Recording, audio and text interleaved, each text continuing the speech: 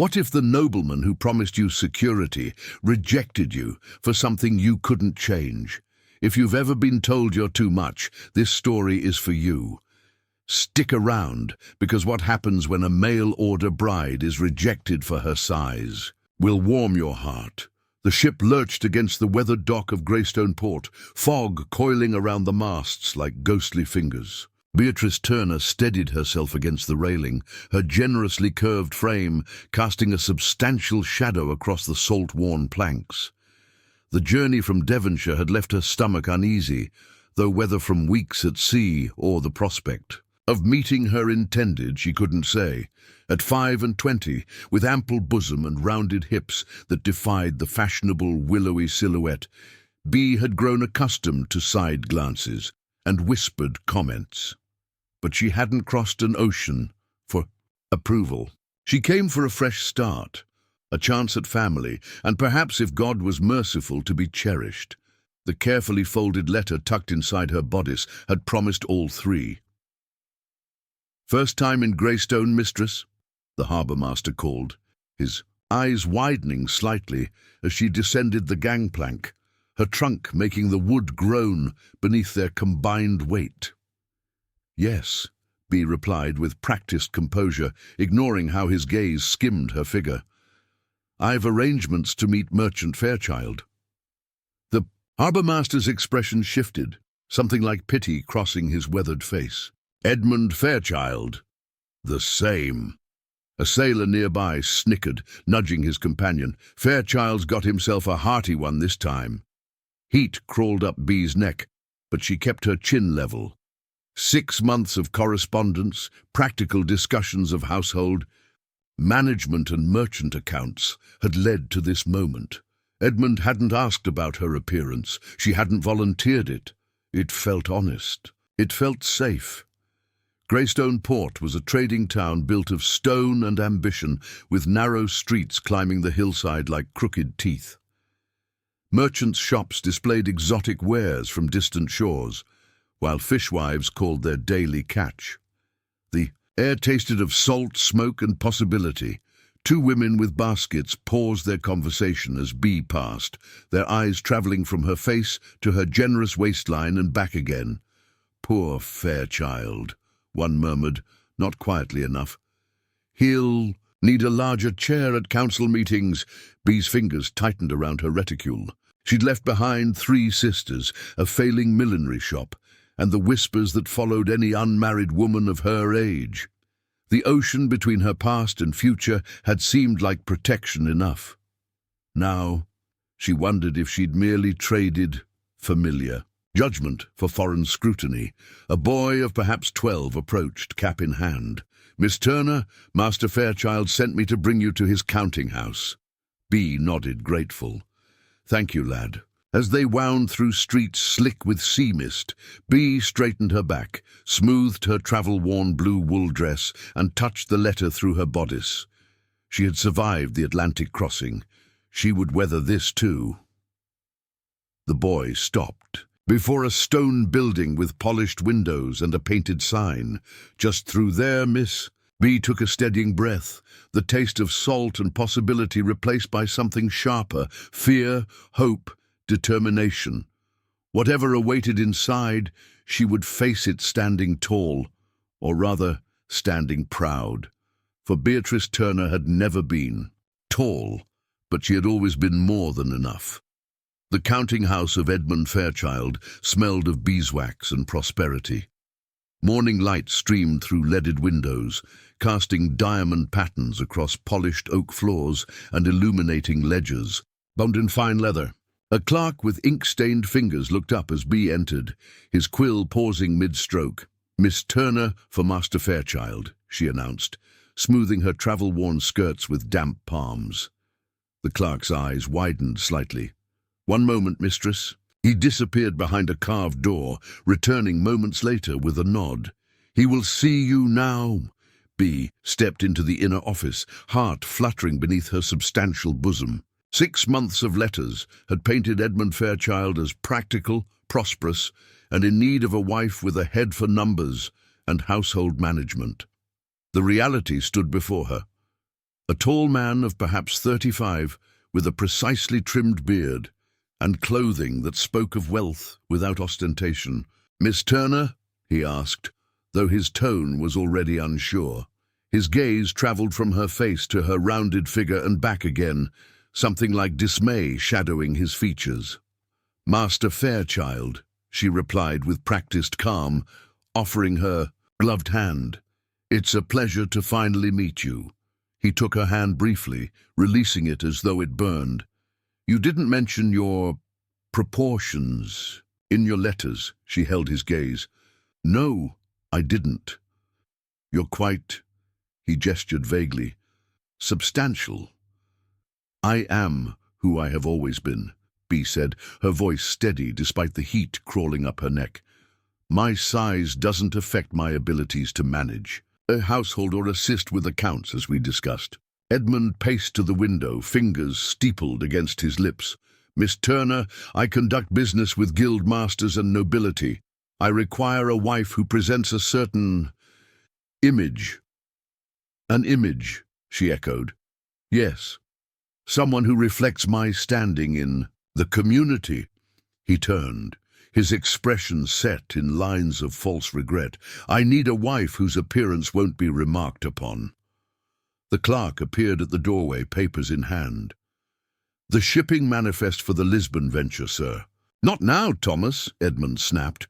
Thomas hesitated, eyes darting between them. "Shall I arrange accommodations for Miss Turner at the Rose and Crown?" "That won't be necessary," Edmund said. "Miss Turner won't be staying in Greystone." Bee's hands trembled, but she clasped them tightly before her. "I spent my entire dowry on passage here." "A regrettable situation," Edmund said, not meeting her eyes. "The eastbound ship leaves on Thursday's tide. I'll arrange passage." And until then, the question hung in the air, heavy as her heart. "The Rose and Crown is adequate. For 3 nights." He moved to his desk, attention already shifting to ledgers and manifests. "Thomas will see to the arrangements." Dismissed. Like a servant. Like a mistake. Thomas shuffled awkwardly. "This way, Miss Turner." Outside, the morning fog had burned away, leaving Greystone Port exposed under merciless sunlight. Bee followed. Thomas numbly, each step an effort against the weight of humiliation. "It's a comfortable inn," Thomas offered, his voice kind but uncomfortable. "Clean." "Thank you," she managed. At the inn's entrance, Thomas handed her a small purse. "Master Fairchild's allowance for your stay." Coins clinked inside, enough for 3 nights, perhaps a few modest meals. Nothing more. "What does one do?" Bee asked. "Quietly, when one has no home to return to?" Thomas hesitated, compassion and discomfort warring in his expression. "There's a boarding house near the cathedral. Mistress Weatherby takes in respectable women." He glanced over his shoulder. "I shouldn't say more." After he left, Bee stood alone on the cobblestones, the purse heavy in her hand, her future suddenly as insubstantial as morning fog. 3 nights to find a way forward in a town where she was already known as the woman too large to wife. Mistress Weatherby's boarding house stood 3 stories tall at the edge of Greystone's merchant district, its stone facade softened by window boxes of late-blooming lavender. Bee paused before the green door, clutching her trunk handle until her knuckles whitened. Her remaining coins would secure lodging for perhaps a fortnight, enough time to find employment or starve trying. The door opened before she could knock, revealing a woman of perhaps 50, her grey-streaked hair coiled neatly beneath a white cap. Sharp eyes assessed Bee in a single sweep. "You'll be the Fairchild bride, then," the woman said, not unkindly. Bee's throat tightened. News travelled swiftly in Greystone. "I am Beatrice Turner. I seek lodging. Agatha Weatherby." The older woman stepped aside. "Come in before you catch your death. Autumn's got a bite this year." The interior smelled of beeswax and rosemary, modest but immaculate. A narrow staircase climbed toward upper floors, and from somewhere came the murmur of female voices. "I have little coin," Bee admitted, But I'm willing to work. Mistress Weatherby nodded, unsurprised. Can you cook? Yes. Clean? Mend? Keep accounts? All three. Good. I've a small room on the 3rd floor. Not much, but it catches the morning. Light, 4 pennies weekly, reduced to 2 with kitchen duties. Relief flooded B's chest. Thank you, truly. The boarding house sheltered 8 women, 2 seamstresses, a scribe's widow, a midwife's apprentice, a chandler's daughter, and 3 others whose occupations B didn't catch amid the flurry of introductions. Most offered polite nods, though. The chandler's daughter, Marjorie, swept her gaze over B's figure with poorly disguised disdain. That's the smallest room, she remarked, as B climbed the stairs with her trunk. Will you fit? Marjorie, Mistress Weatherby warned. Mind your tongue, or lose your place at dinner. The room was indeed small. A narrow bed, a 3-legged stool, a peg for clothing. But the window faced east over rooftops toward the harbour, and the mattress was stuffed with fresh straw. B set down her trunk and pressed the heels of her hands against her eyes, allowing herself one moment of weakness before squaring her shoulders. She'd survived worse than rejection and mean-spirited girls. At supper, B sat quietly, listening as the women discussed town matters. When the conversation turned to Edmund Fairchild's jilted bride, she focused on her stew, face burning. Heard she was twice the size he expected, Marjorie said, eyes sliding toward B. Heard he's twice the fool for judging on sight alone, the midwife's apprentice, Agnes, countered. We've more important matters than Fairchild's poor manners. Later, as B helped clear the table, Mistress Weatherby paused beside her. Tomorrow's baking day, she said. My hands ache something fierce in damp weather. You mentioned you cook? My mother taught me. We had a small bakery before she died. Good. Kitchen at dawn, then. Dawn found B with sleeves rolled, hands deep, in dough. She worked methodically, humming the songs her mother had taught her. The rhythm of kneading calmed her mind, and the familiar sense of yeast and flour eased her heart. When Mistress Weatherby entered the kitchen, she found 24 perfect loaves cooling, a batch of spiced buns rising by the hearth, and B rolling out pastry as thin as parchment. The Lord provides, Mistress Weatherby murmured, eyes wide. Girl, where did you learn to bake like this? Is it satisfactory? B asked, anxiety creeping into her voice. Mistress Weatherby broke a corner from a cooling loaf, the crust shattering perfectly to reveal a delicate, airy crumb. She tasted it, then nodded decisively. Satisfactory. This is better than the guild. Baker's work. She dusted flour from her hands. The abbey orders bread thrice weekly. The taverns take pies daily, and I haven't had a decent hand with pastry in years. For the first time since stepping off the ship, something like hope flickered in B's chest. Her hands, her skills, her knowledge. These things Edmund Fairchild couldn't reject.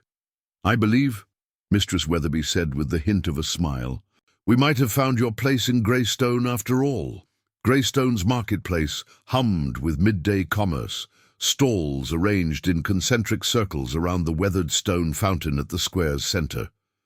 Fishmongers called their catches, weavers displayed autumn-dyed wool, and spice merchants wafted exotic scents from distant shores. Among them now stood B behind a small table borrowed from Mistress Weatherby, her carefully arranged pastries protected beneath clean linen cloths. A fortnight of dawn baking had earned her this opportunity, a single market day to prove her worth to Greystone's appetites. Her boarding-house companions had already claimed her morning's work for the abbey and taverns, but these special creations, delicate apple tarts with honey and rosemary, twisted cinnamon breads and small meat pies seasoned perfectly, would establish her reputation or ruin it. What have we here? A portly merchant approached, eyeing the display with interest. B smiled, lifting a corner of linen. Finest baking in Greystone, sir. Would you care to sample a morsel? He accepted a sliver of tart, eyes widening as flavors bloomed across his tongue. "Remarkable," he declared, reaching for his purse. "2 of the apple tarts, if you please." The merchant departed with his purchase. B exhaled slowly. One sale, a beginning. Others followed. A seamstress who purchased cinnamon bread, 2 ship's officers who fought over the last meat pie, a nursemaid who bought sweet rolls for her charges. Between customers, B allowed herself cautious optimism. Perhaps Greystone would accept what she offered, if not who she was. Good heavens, is that Edmund Fairchild's rejected bride? The voice, deliberate, carrying, belonged to a merchant's wife B recognized from her first day in port. The woman approached, dragging her reluctant daughter behind her. "It is," she declared to her companions, "selling pastries no less. Tell me, good wife, do you sample all your wares before selling them?" Heat crawled up B's neck. "Would you care to try one, mistress? My apple tarts have been well received today." "I'm certain you've consumed enough for all of us to judge," the woman replied, her friends tittering behind raised hands. B's fingers trembled slightly as she rearranged her display. "Perhaps another day, then." "Come along, Isabel," the merchant's wife sniffed, tugging her daughter away. "We'll purchase from the guild baker instead. One must maintain standards." The cruel words hung in the air, poisoning B's fragile confidence. A small crowd had gathered, some smirking, others looking uncomfortable. No one approached her table. "Pardon me." A young boy pushed through the onlookers, coin clutched in his grubby fist. "I need 6 of whatever smells so good." B's hands steadied as she wrapped the cinnamon breads. 6 is many for one small lad. "Not for me, miss." The boy jerked his thumb toward the edge of the square, where a tall figure sat astride a magnificent black destrier. "For his lordship." The crowd parted, conversations hushing as attention shifted to the mounted nobleman. Lord Nathaniel Sterling, if B recalled tavern gossip correctly, master of the region's largest estate, rumored to be as wealthy as he was reclusive. Even from this distance, his presence commanded the square. Broad-shouldered in a deep blue surcoat, his face partially obscured by the shadow of his hood, he sat unnaturally straight, watching the scene unfold with unreadable expression. The boy returned to his master, pastries in hand. The crowd held its collective breath as Lord Sterling sampled B's creation. A moment passed. Then, to everyone's astonishment, the nobleman nodded and gestured toward B with unmistakable approval. The merchant's wife blanched. The crowd murmured. And suddenly, B's table was surrounded by eager customers. As the afternoon waned and her stock dwindled, B allowed herself a glance toward the square's edge. Lord Sterling remained, observing from afar. When their eyes briefly met across the crowded marketplace, he inclined his head, the barest acknowledgement. She returned the gesture, a strange flutter replacing the day's humiliation in her chest.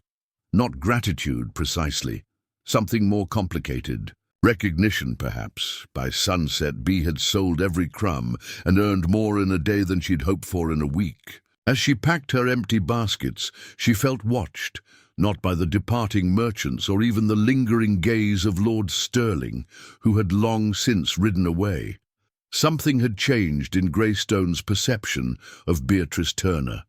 Something had shifted. In herself as well. Sterling Estate sprawled across the northern hills above Greystone like a small kingdom unto itself. Stone walls enclosed formal gardens, orchards and pastures, while the manor house, more castle than home, dominated the landscape with towers and mullioned windows that caught the morning light. B paused at the servants' entrance, balancing a large basket covered with embroidered linen. 3 weeks of steady orders from the estate had replenished her coins and established her reputation, but this was her first delivery in person. Another shipment from the baker maid. An elderly steward appeared, eyeing the basket with approval. "Yes, sir. Special order for today's hunt breakfast." She extended the basket. Venison pasties, spiced apple tarts, and honey cakes. The steward inhaled appreciatively. Wait here. Cook will want to inspect before payment. Left alone in the courtyard, Bee's gaze wandered across the formal gardens where autumn had painted the hedges with russet and gold. On impulse, she stepped, away from the door, drawn toward a secluded path lined with late-blooming roses. The kitchen could wait a moment while she glimpsed such beauty. The garden opened into a hidden alcove, sheltered by ancient yew trees. Stone benches surrounded a small fountain where water trickled over worn carvings of forest creatures. Bee touched a rose petal, marveling at its velvet softness so late in the season. "They're Damascene roses," a deep voice said from behind her. "Brought back from the Holy Land by my grandfather." Bee spun around, heart leaping to her throat. Lord Nathaniel Sterling stood at the garden's entrance, towering even taller than she'd imagined. His height was extraordinary, well above 6 feet, with broad shoulders and long limbs that seemed slightly too large for grace. Up close, his face surprised her. Not handsome in the conventional sense, with features too strong and angular, but striking nonetheless. Deep-set eyes observed her with unexpected intensity. "My lord." She dipped into a hasty curtsy. "Forgive my trespass. I was delivering pastries and wondered, you're the baker from the market square." He stepped forward, movements deliberate, as though compensating for his unusual height. The one Edmund Fairchild rejected. Heat flooded Bee's cheeks. "Yes, my lord." "His error," Lord Sterling stated simply. He gestured toward a stone bench. "Sit with me a moment. I've questions about your cinnamon bread." Bee hesitated, then perched at the bench's edge.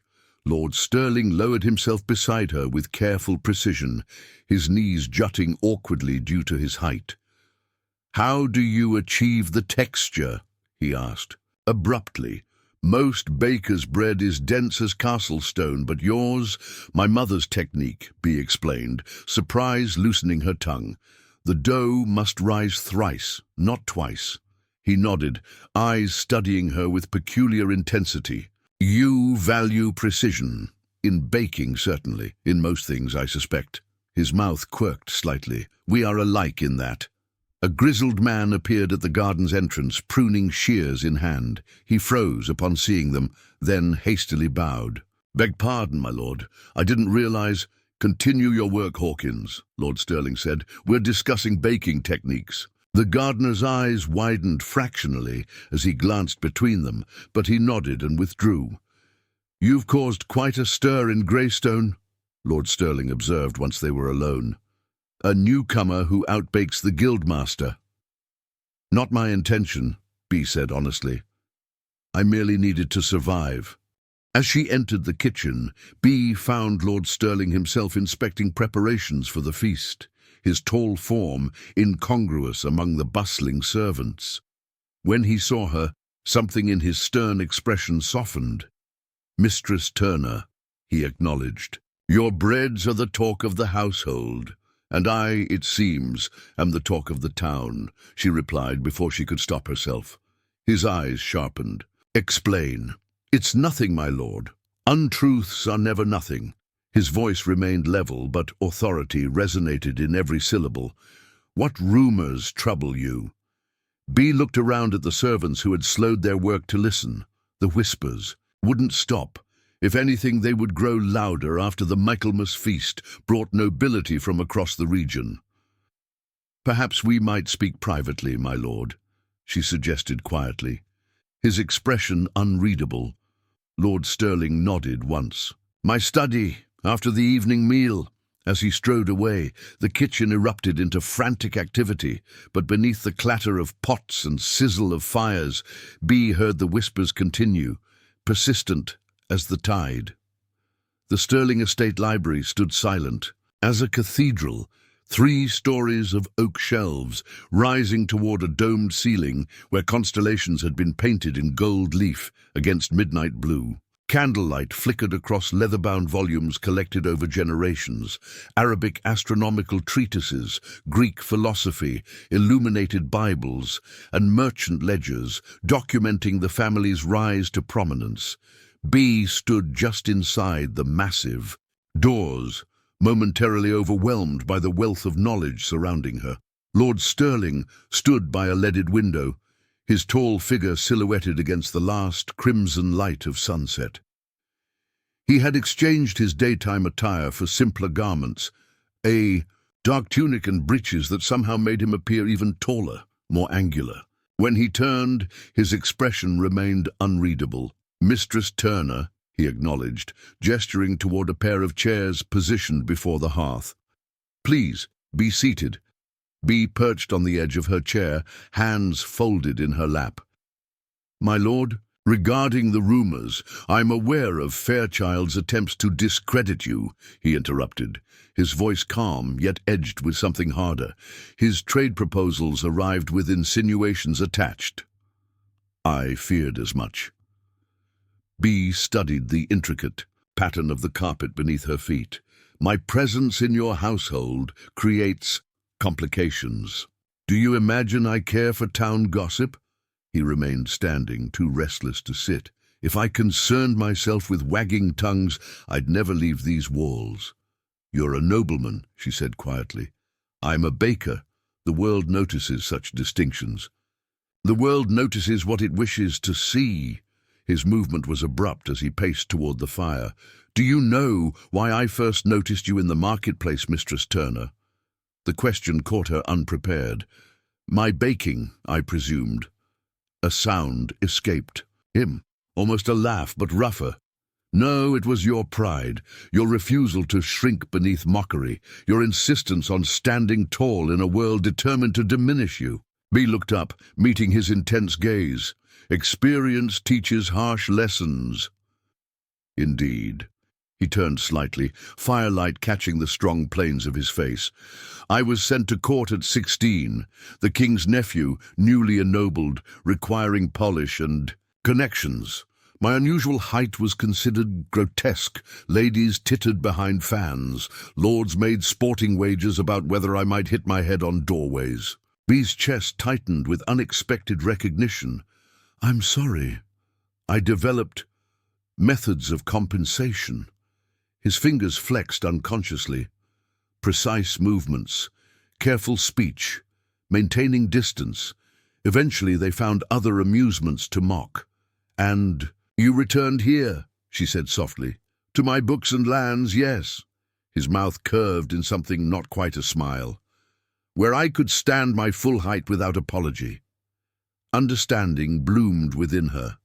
His deliberate movements, his directness, his unusual interest in her situation, not pity, but recognition. "When Fairchild rejected you," he continued, "for something you cannot change, my sighs," she supplied, the admission no longer carrying its former sting.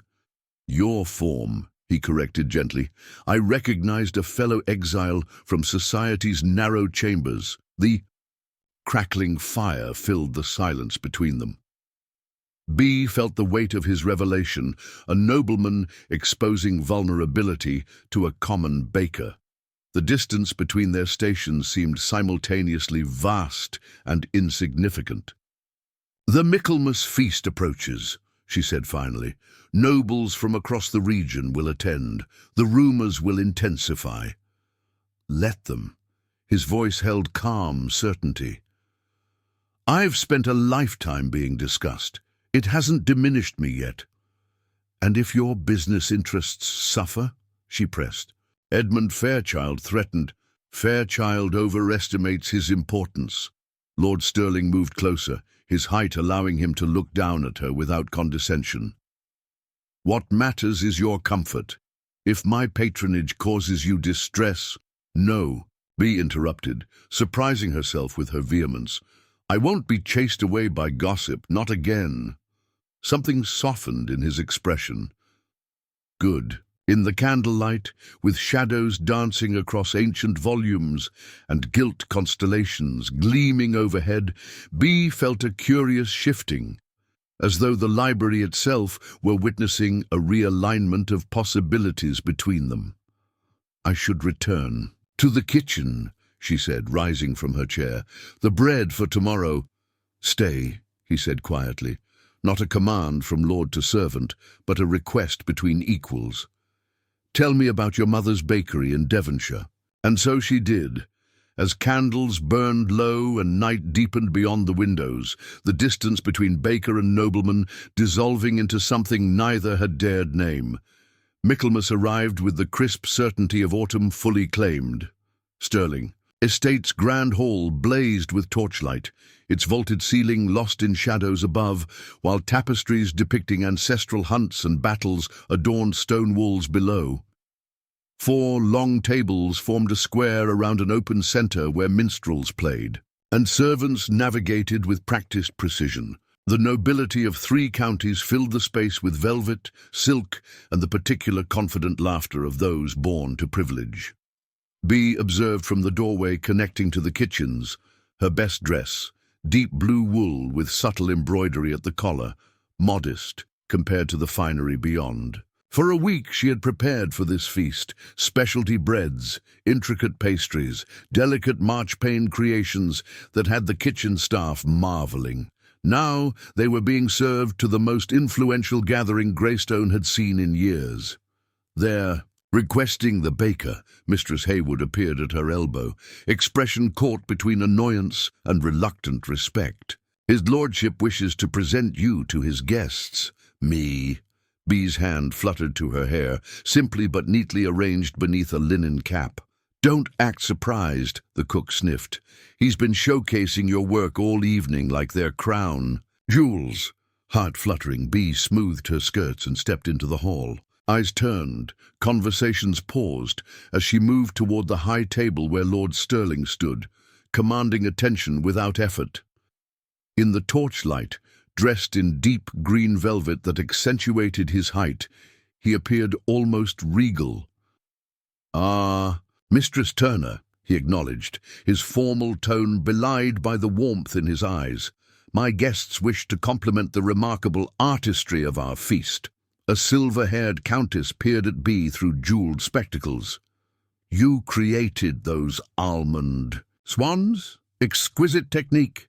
And the rosemary bread," added a portly baron. "Unprecedented lightness." Bee curtsied, a flush of pride warming her cheeks. "You honor me, my lords, my ladies." "Honor?" A familiar voice cut through the momentary glow. Edmund Fairchild stepped forward from among the lesser merchants invited to round out the gathering. "How unusual to honor kitchen staff at noble tables." A ripple of mutters followed his words. Bee felt the weight of stares shift from appreciation to curiosity. "Is this not the woman who arrived as your mail-order bride, Fairchild?" asked a young nobleman, eyes gleaming with the prospect of scandal. Edmund's smile was thin, a regrettable misunderstanding. Once her proportions became apparent, more suitable arrangements were clearly necessary. Laughter erupted from several corners. Bee's face burned, but she held her ground, chin level. "How fortunate she found employment here," Edmund continued, his gaze sliding insinuatingly toward Lord Stirling. "So many special accommodations. One wonders what skills merit such attention from nobility." The hall hushed. The Countess's eyebrows rose. The Baron coughed uncomfortably. Before Bee could respond, Lord Stirling's voice cut through the weighted silence, cold and precise as a blade. "Indeed, Fairchild, one might wonder what perceives value only in appearance, while overlooking extraordinary talent." His hand gestured toward the feast spread before them. "Mistress Turner's creations grace the tables of nobility today because she possesses what you clearly lack, the ability to transform humble ingredients into something magnificent." He turned slightly, including the gathered nobles in his address. "My grandfather taught that true nobility recognizes excellence regardless of its source. I present Mistress Turner not as staff, but as an artisan whose work honors this gathering." The Countess nodded approvingly. Well said, Sterling. Too few appreciate the art in such crafts. Edmund's face flushed with humiliation. I meant no offence, my lord. Then you must practice your expression more carefully, Lord Sterling replied, dismissal evident in his tone. He turned to Bee, offering his arm in a gesture that sent fresh whispers through the hall. Mistress Turner, would you explain to the Countess your technique for the marchpane figures? She has a particular interest in culinary arts. Bee placed her hand lightly on his offered arm, aware of every eye following the point where her fingers rested against noble velvet. It would be my pleasure, my lord. As he guided her toward the high table, Bee caught Edmund's expression of thwarted malice. She held his gaze for one deliberate moment, neither gloating nor cowering. Then she turned away, standing tall beside the man who saw her true worth, her steps steady across the floor where moments before she had feared to tread. Behind her, the whispers continued, but their tenor had changed. No longer merely scandal and speculation, but something else, reassessment, curiosity, perhaps even respect. Lord Sterling's hand briefly covered hers where it rested on his arm, a gesture too subtle for others to notice, but warming her more thoroughly than any hearth-fire could manage. 3 days after the Michaelmas feast, Bee walked the winding paths of Sterling Estate's rose garden, her fingers trailing over fading blooms that persisted despite autumn's deepening chill. Sunset painted the western sky in amber and crimson, casting long shadows across carefully tended beds where gardeners had covered tender plants against the coming frost. The air carried the sweet, sharp scent of late roses, mingled with distant wood smoke.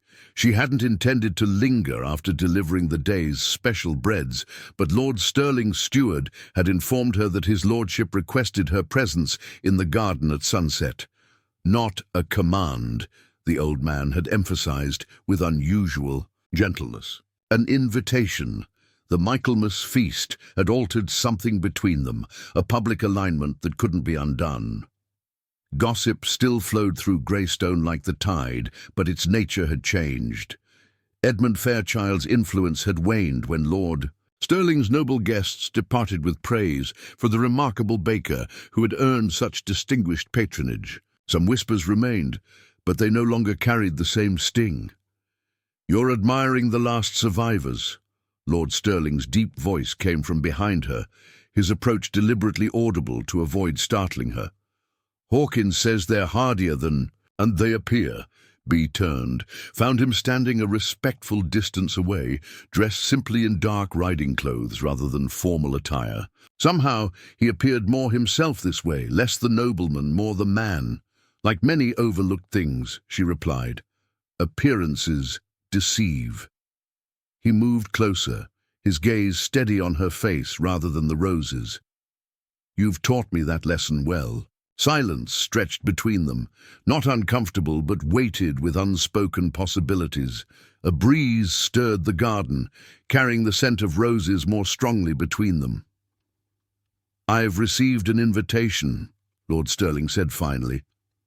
"The King's a court for midwinter celebrations, as a newly appointed royal advisor on northern trade matters."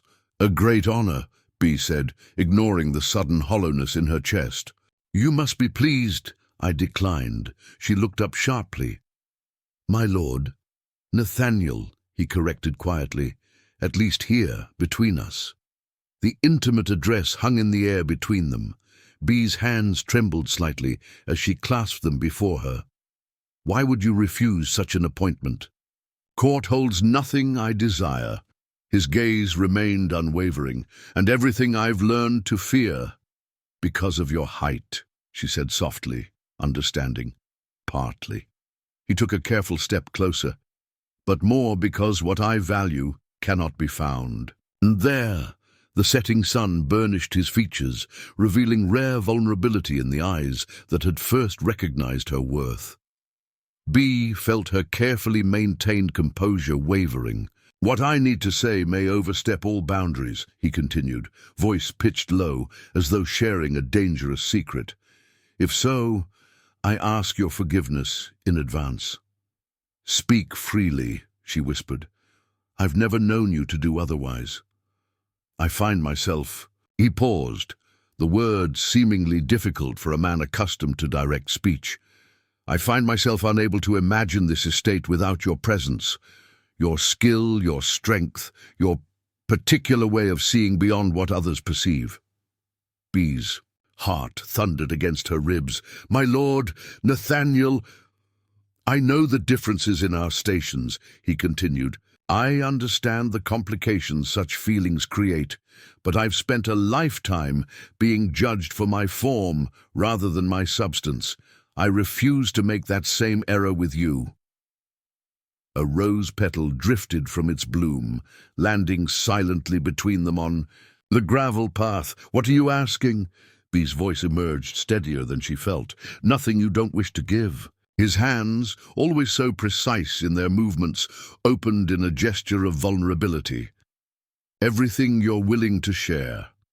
Bee closed her eyes briefly, feeling the weight of possibility and fear in equal measure. People will talk. People always talk. A hint of his rare smile appeared. Let them exhaust themselves while we build something true. And if I'm not suitable? The question escaped before she could reconsider it, the lingering fear born from Edmund's rejection, from a lifetime of sidelong glances. Nathaniel closed the remaining distance between them, his height allowing him to look directly into her eyes without either of them stooping or straining. Beatrice, he said, her name sounding like a vow in his voice, you are not merely suitable, you are essential. The garden blurred slightly as unbidden tears gathered in her eyes. I never expected, she began. Nor I, he admitted, which perhaps makes this more precious for its unexpectedness. His hand, hesitant yet hopeful, extended toward hers. Bee looked at it, the long fingers, the nobleman's signet ring, the strength held carefully in check, and recognized the courage, such vulnerability required from a man who had learned early to guard himself against rejection. She placed her hand in his, their fingers interlacing with deliberate care. I don't know what path this creates, she said honestly. I only know. I wish to walk it. As twilight deepened around them, and the first stars appeared above the garden walls, they stood together, the unusually tall nobleman and the generously curved baker, their shadows merging into one as they turned toward whatever future awaited. Uncertain, but unafraid, Greystone's town hall huddled beneath slate roofs gone green with age, its timber beams darkened by centuries of torch smoke and weather. Inside the council chamber, carved oak benches arranged in concentric half-circles faced a raised dais where town officials sat in high-backed chairs proportionate to their importance. Narrow windows admitted thin shafts of wintry light that caught dust motes swirling above the assembled merchants, guildmasters, and nobles gathered for the season's final council before winter's grip closed the roads. Bee sat in the public gallery beside Mistress Weatherby, painfully aware of glances cast in her direction. A fortnight had passed since her twilight confession with Nathaniel in the rose garden. Days filled with cautious joy and nights of anxious consideration. Their association remained proper but unmistakable. A nobleman's clear preference for a common baker's company. Order, called the mayor, a corpulent merchant whose chain of office strained against his chest. The council will hear proposals regarding the London trade route expansion. Lord Stirling rose from his seat at the front, his tall frame commanding immediate attention. In formal attire of deep blue velvet, he cut an imposing figure as he addressed the gathering with characteristic precision. My lords, gentlemen, honoured citizens, the North Road expansion offers substantial benefits to Greystone's commerce. His deep voice carried effortlessly through the chamber.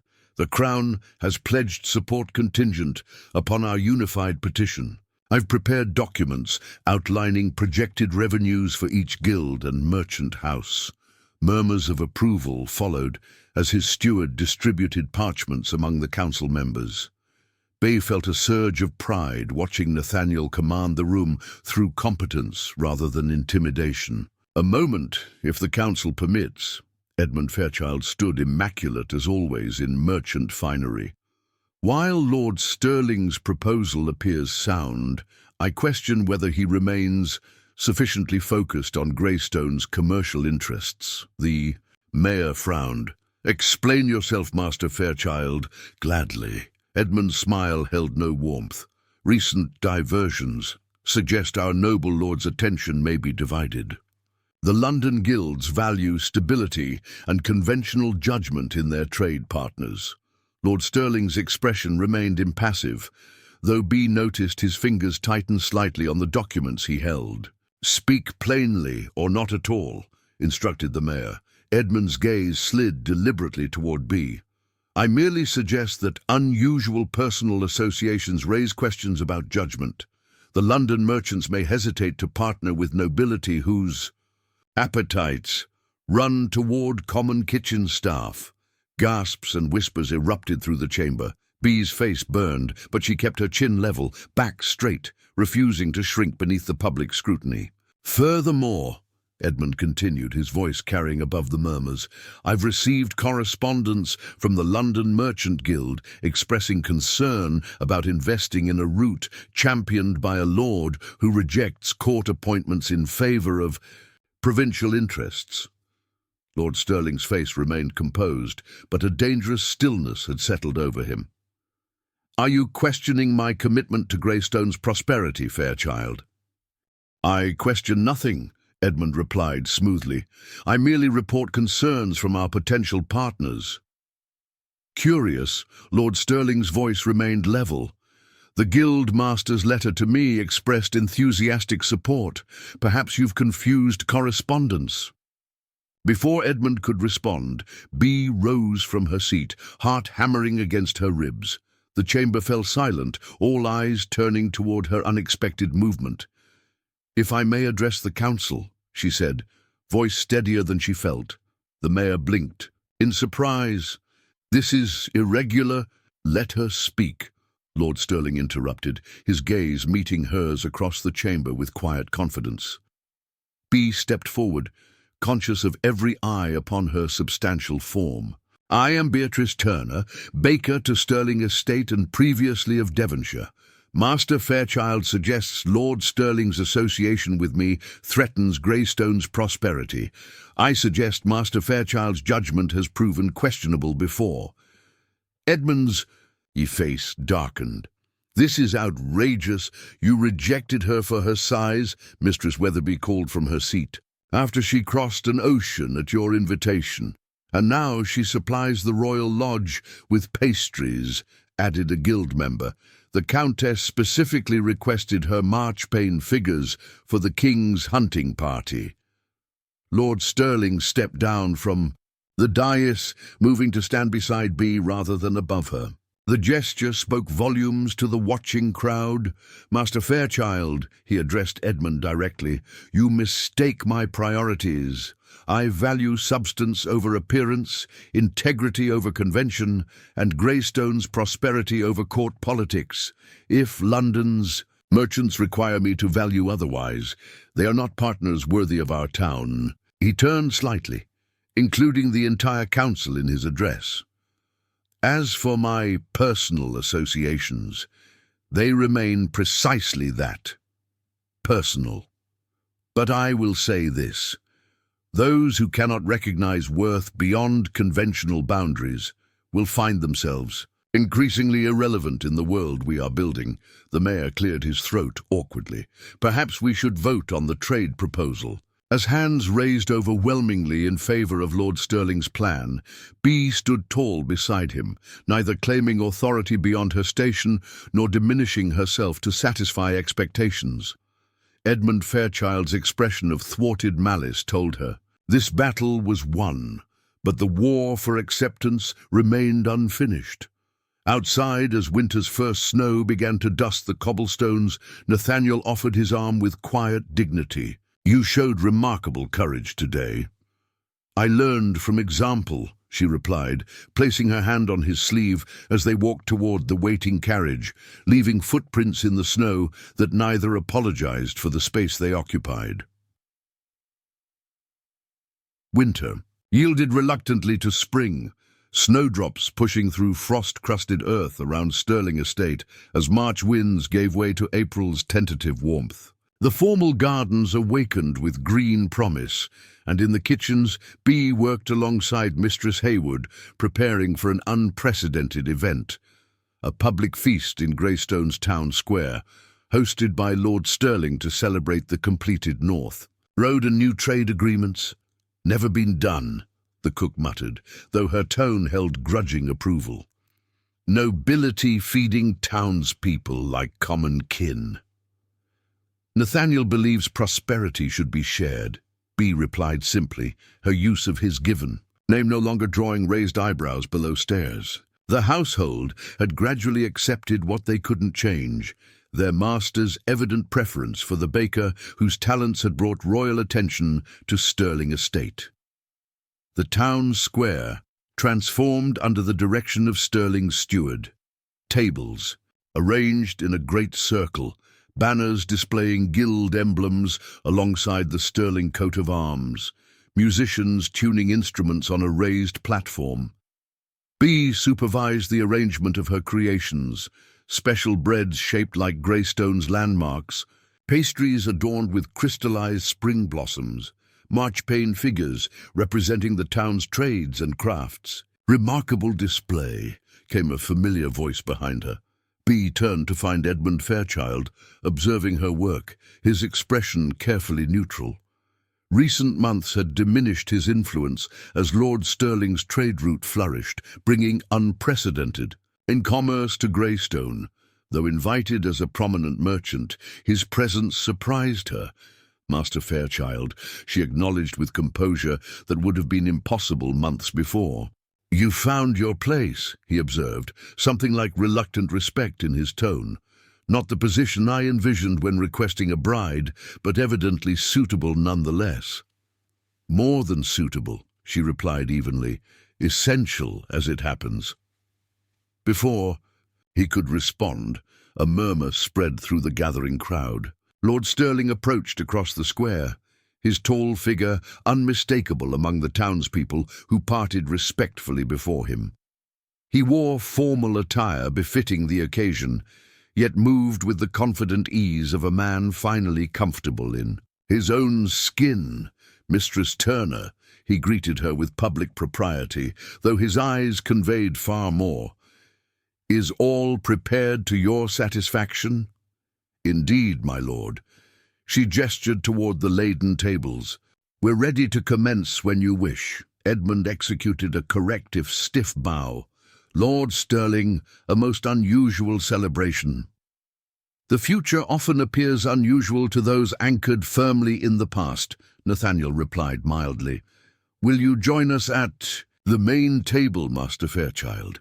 Your role in Greystone's commerce merits recognition despite our differences." The unexpected grace of the invitation wasn't lost on the listening crowd. Edmund's expression flickered between surprise and calculation before he nodded. "Most generous, my lord." As bells chimed noon, Lord Stirling raised his hands for silence. The square grew still. Hundreds of faces turned expectantly toward him. Merchants, craftworkers, servants, nobles, all gathered together in unprecedented unity. "People of Greystone," he began, his deep voice carrying easily across the hushed square. "Today, we celebrate not merely roads and trade, but community. Prosperity means little if it doesn't lift every household, every craft, every person willing to contribute their unique gifts." His gaze found Bea's across the crowd. "I've learned that true worth lies not in conforming to expectations, but in recognizing the extraordinary value of differences. What others reject often proves most precious when viewed with clearer sight." Bea felt tears prick behind her eyes as whispers rippled through the crowd. Many knew their story now, The mail-order bride rejected for her size, the nobleman too tall for court comfort, their unlikely alliance that had brought unexpected benefits. To Greystone, Nathaniel descended from the platform, moving to stand beside her. Before the assembled town, he took her hand in his, not offering his arm as propriety dictated between nobleman and commoner, but interlacing their fingers in the gesture of equals they had first shared in the rose garden. "Mistress Beatrice, Turner has agreed to become Lady Sterling," he announced, his voice carrying a warmth few had heard before. "Not despite our differences, but because of what those differences have taught us about true value." Gasps and murmurs gave way to scattered applause, then fuller, stronger approval that spread through the crowd like spring sunshine breaking through clouds. Mistress Weatherby beamed from her place near the Baker's Guild. The Countess, who had championed Bee's Marchpane creations, nodded approvingly. Even Edmund Fairchild raised his cup in reluctant acknowledgement. "You're certain?" Bee whispered, still scarcely believing the public declaration of what they had privately decided weeks before. "Once announced before witnesses, I've never been more certain of anything," Nathaniel replied, his rare smile transforming his stern features. "Are you?" Bee looked across the crowd, at the town that had initially rejected her, at the people who had gradually recognized her worth, at the future unfolding with possibilities she could never have imagined when stepping off that ship last. Autumn. In Nathaniel's eyes, she saw not a desperate noble settling for an unusual match, but a man who truly saw her, her strength, her talents, her perfect sufficiency. "Yes," she said simply, squeezing his hand. "Though they may never stop talking about us." "Let them talk," he replied, echoing words from their earliest conversations. "We'll be too busy living to listen." As spring sunshine bathed the town square and music began to play, Beatrice Turner stood tall beside the man who had recognized her true measure. Neither diminished themselves any longer. The unusually tall nobleman and the generously curved baker finding in each other not merely acceptance, but celebration of the differences that had once left them standing alone.